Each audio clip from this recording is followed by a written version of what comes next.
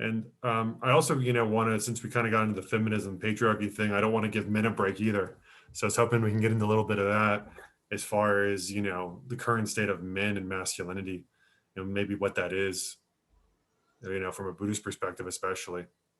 Oh, masculinity. Yeah, I mean it's definitely on the decline, isn't it? What Just is it? Let's start there. What is it to you?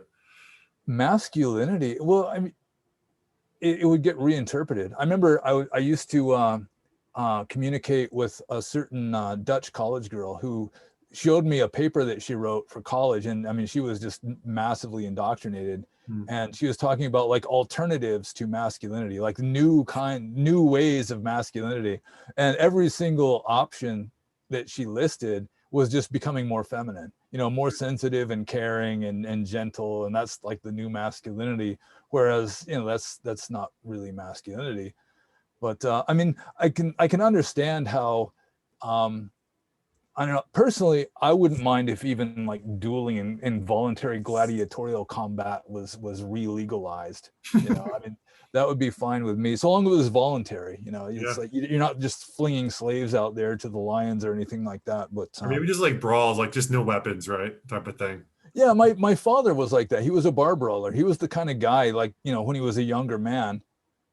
So this was a long time ago, ancient times practically. But he'd go out to a bar for three reasons. Just three. He'd already have these three reasons in his mind. He was going to get drunk. He's going to pick up a woman, and he was going to fight somebody. And that's just the way a lot of guys were, just sort of the alpha bar brawler. And they're like comparing their alphaness to the guy down the bar a little ways, who thinks he's the number one alpha. So it was voluntary. I mean, I don't think that should be illegal, but it's all toxic masculinity now. But Yeah. still, I mean, it's like Buddhism.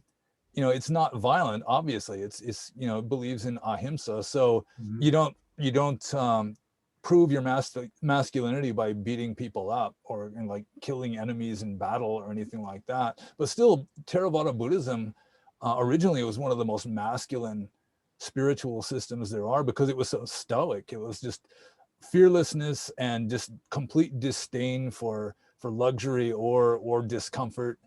And yeah, I mean, you had to be tough. The monks in the Buddhist time were tough as wood. Yeah, I mean, not really being in your emotions, even though you should be able to observe them, but not, reacting to them, to me in more um those, like the monastic kind of, I guess, stoicism. Yeah, I mean, I think that is what masculinity looks like. And it seems that that understanding of like even being deeply spiritual, because it does take you out of your emotions a lot. And Yeah, that it's that very tends it's, to be. it's one of the most valuable things that I've learned as a monk too. Is just detach from your emotions. Like, you experience fear, Buddhism teaches you Mhm. that you shouldn't be sitting there thinking I'm afraid. It's just fear is arising, and you're over here watching the fear. It's like you're watching your hand. It's not me, it's just this fear that I'm watching. And Mhm. then it doesn't take you over, and then you're not reinforcing it, you're not feeding it. And then the next time it arises, it's a little weaker because you didn't feed it the last time, and gradually it fades out. It won't completely disappear probably, because it's just hardwired into us. There's like special areas in the brain and everything responsible for the different emotional reactions, and you got the hormones and everything. But still, I mean, you definitely can train yourself well enough that it doesn't just take you over. Your camera just went out of focus a little bit. With the Oh hand, yeah, your you're hand right. up, your camera readjusted. I don't know if it's Yeah, I I don't don't know. know. Hopefully, but Uh, on that same note, though, that's why I really like jujitsu. Oh, there we go. Now it's back. Um, Good. with fighting, I mean, doing a physical martial art and knowing how to fight and being around other men, especially in that sort of like, you know, doing martial arts, just allows a certain level of humility. You get your ass kicked, you kind of know where you are. Mentally, it allows you to go through a lot of pain, like kind of consciously, right? Because someone's hurting you and stuff hurts. My muscles hurt right now.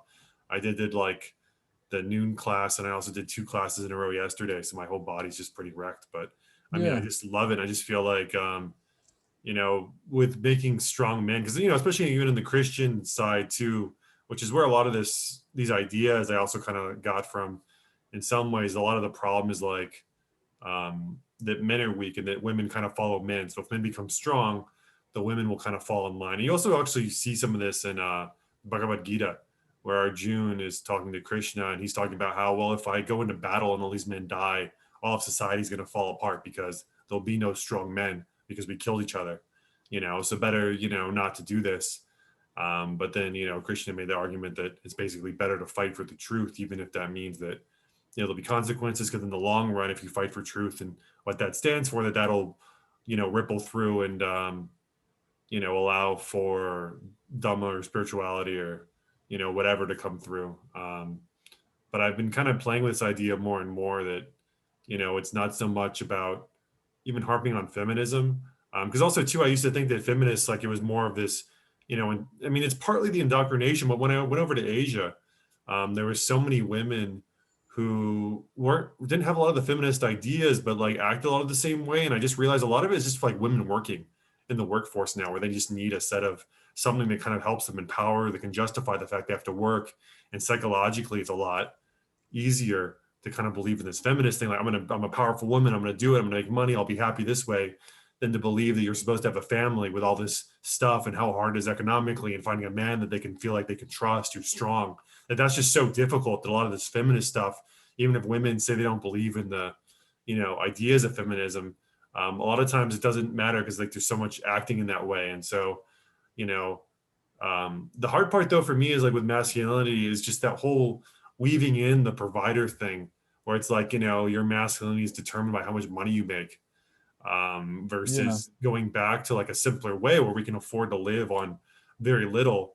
But then it's like, oh, I want the nice house, I want the nice school, I want the nice car. And it's like, okay, so I'm supposed to work myself to death for the rest of my life. So for what exactly? Yeah. Yeah, I can relate to that. Because I mean, I'm an ascetic. I mean, I'd be happy just living in a hut, I think, or a cabin, something like that. But generally, women don't appreciate that sort of thing nearly so much. Yeah, I mean, a lot of it's the status thing. I feel like the status of like what is a good man has been so distorted because it's so closely tied with money.